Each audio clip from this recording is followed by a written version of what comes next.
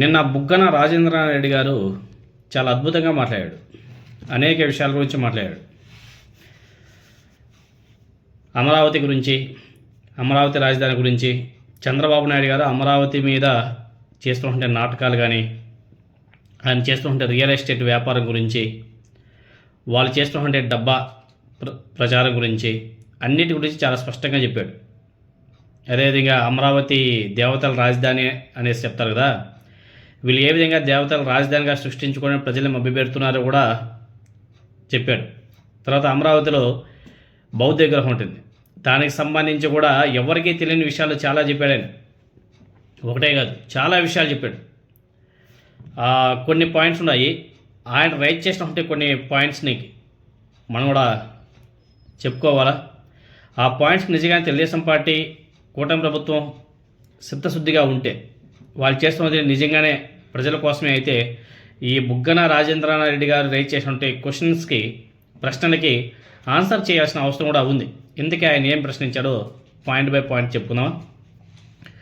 Telugu Desam party Janasena party ఆఫీసులో అమరావతిలో కాకుండా విజయవాడ గుంటూరు హైవే మీద ఎందుకు పెట్టుకున్నారు? లాజిక్ పాయింటే కదా. ఇప్పుడు తెలుగుదేశం పార్టీ జనసేనకి అమరావతి మీద అంత ప్రేమ అభిమానం పొంగి పొర్లిపోతుంటే, వాళ్ళు విజయవాడ గుంటూరు హైవే మీద ఎందుకు కట్టుకున్నారు? కట్టుకోవాల్సింది అమరావతిలో కదా, వాళ్ళ దేవతల రాజధాని కదా, ఏకైక రాజధాని కదా, కదల్చలేని రాజధాని కదా అది. మరి అమరావతిలో కట్టుకోకుండా గుంటూరు విజయవాడ మధ్య ఎందుకు కట్టుకున్నారు? వీళ్ళు అమరావతి రాజధానిగా అనౌన్స్ చేసింది ఎప్పుడు? 2014లో కదా.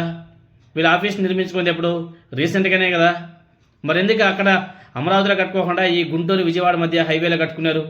అంటే వీళ్ళకి కూడా తెలుసు అమరావతిలో ఏమీ లేదు, విజయవాడ గుంటూరు అయితే మనకు కన్వీనియంట్గా ఉంటుందని చెప్పేసి వీళ్ళ చిన్న పార్టీ కార్యాలయాలే నిర్మించుకోవడానికి వీళ్ళు అన్ని వసతులను చూసుకొని కట్టుకున్నారే. అలాంటిది రాజధాని లాంటి నిర్మాణం ఎక్కడ చేసుకోవాలా, ఎలా చేసుకోవాలండి? జనావాసం ఉన్న చోట కట్టుకోవాలా, జనాలు లేని చోట కట్టుకోవాలా?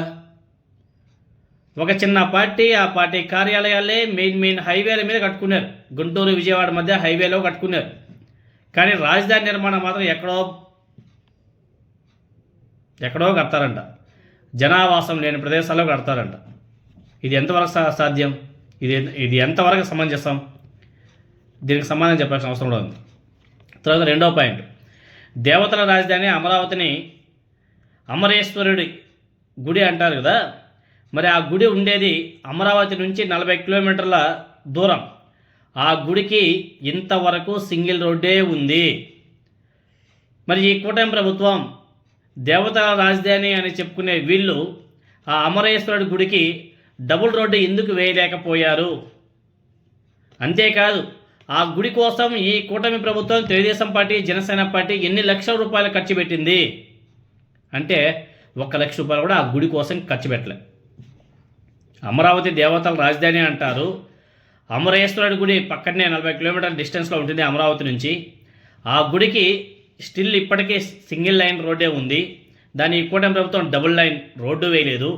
అట్లీస్ట్ ఆ గుడి కోసం, ఆ టెంపుల్ కోసం, ఆ గుడి అభివృద్ధి కోసం 1 లక్ష రూపాయలు కూడా ఖర్చు పెట్టలేదు ఈ కూటమి ప్రభుత్వం.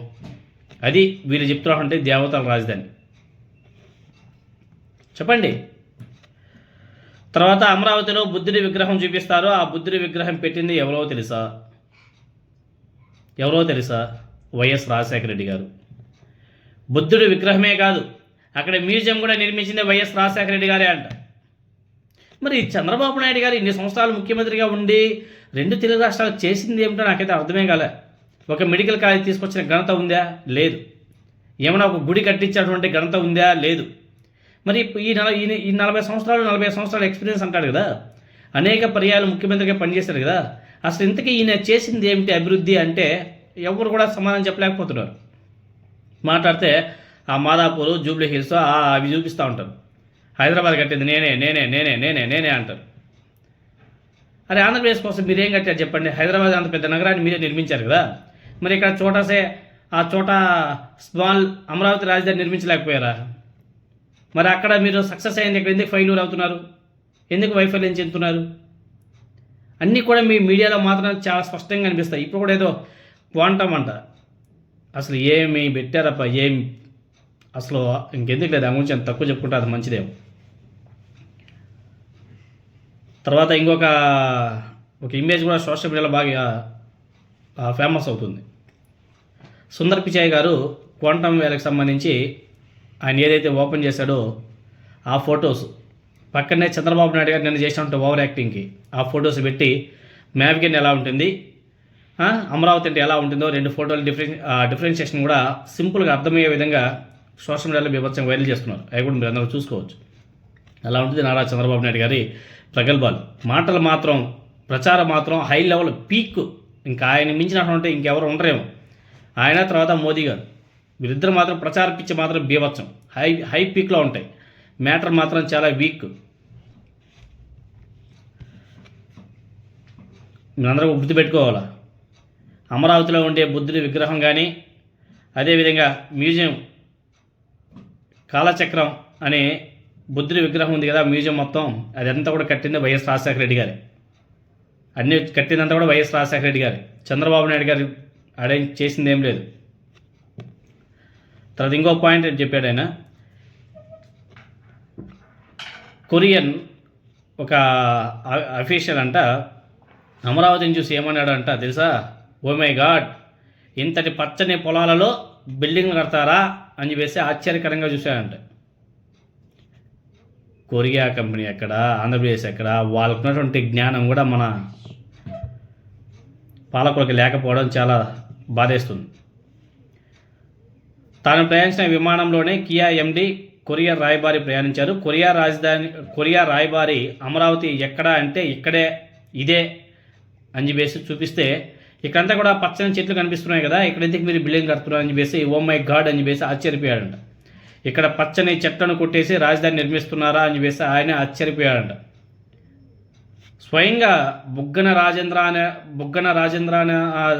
రాజేంద్రనాథ్ రెడ్డి గారు వీళ్ళందరూ కూడా కలిసి ఒక ఫ్లైట్లో జర్నీ చేస్తుంటే ఆ మాట్లాడుతుంటే సన్నివేశాన్ని ఆయన ఒకసారి గుర్తు చేస్తున్నాడు. తర్వాత ఇంకొక పాయింట్ అనేదంట, ఇప్పుడు రీసెంట్గా సోషల్ మీడియాలో బాగా వైరల్ అవుతుంది, ఇదంతా ఎందుకు సార్, ఇంకొక 2-3 నెలలు ఆగండి, మీకు అందరూ కూడా అర్థమైపోతుంది అని చెప్పేసి ఈ మధ్య సోషల్ మీడియాలో కూడా బాగానే మీమ్స్ కానీ అదేవిధంగా కామెంట్స్ వస్తున్నాయి. ఏంద్రా ఈ 3 నెలలు ఆగండి 2 నెలలు ఆగండి అంటున్నారని చెప్పేసి అందరూ కూడా అనుకున్నారు. ఏమో చంద్రబాబు నాయుడు గారు ఏమైనా సరే మ్యాజిక్లు చేసేమైనా సరే అమరావతి నిర్మించేస్తారేమో, లేకపోతే జగన్మోహన్ రెడ్డి గారు ఏదైతే మ్యాప్గిన్ అని చెప్పేసి ఒక ప్రపోజల్ తెచ్చాడో దాని సృష్టికర్త నేనే, నా వల్లే జగన్మోహన్ రెడ్డి అలా చెప్పాడు, దానంతా కూడా మేము ఎప్పుడో అనుకున్నాము, ఇప్పుడు దాన్ని క్రియేట్ చేశారు జగన్మోహన్ రెడ్డి గారు అని చెప్పేసి మళ్ళీ మ్యాప్గిన్కి ఏమన్నా చంద్రబాబు నాయుడు గారి మద్దతు పలుకుతాడు ఏమో అనేసి అందరూ అనుకున్నారు. అది కాదు, ఇంకో 2 నెలలు 3 నెలలు ఆగండి అంటే మళ్ళీ వర్షాకాలం స్టార్ట్ అవుతుంది కదా, వర్షాకాలం స్టార్ట్ అయిందంటే మళ్ళీ ఎండాకాలం వరకు అక్కడ జరగవు పనులు, దాని గురించి అంట. ఇలా ఈ బుగ్గన రాజేంద్రనాథ్ రెడ్డి గారు చెప్పినటువంటి మాటలో ఆయన రైజ్ చేసినటువంటి క్వశ్చన్లకి కూటమి ప్రభుత్వం దగ్గర, తెలుగుదేశం పార్టీ నాయకుల దగ్గర ఆన్సర్లు ఉంటే చాలా స్పష్టంగా మంచిగా సమాధానం చెప్పండి. అంతేగాని అక్కడ కూడా మళ్ళీ క్యారెక్టర్ అసోసియేషన్ కాదు, వ్యక్తిత్వ హననం కాదు, బూతులు కాదు, తిట్టడాలు కాదు, బురద చల్లడాలు కాదు, టెక్నికల్గా ఆయన ఏవైతే రైజ్ చేశాడో ప్రశ్నలు వాటిని మీరు ఆన్సర్ చేయండి, టెక్నికల్గా ఆన్సర్ చేయండి, డేటాతో ఆన్సర్ చేయండి, లేదంటే సైలెంట్గా ఉండండి. ఆయన ప్రెస్ మీద పెట్టి కూడా చాలా టైం అవుతుంది. ఇప్పటివరకు నా తెలుగుదేశం పార్టీ నాయకులు కూడా ఆయన క్వశ్చన్స్కి ఆన్సర్ చేసినట్టుగా కనిపించలేదు. చూద్దాం ఫ్యూచర్లో ఎప్పుడైనా సరే చేస్తారేమో.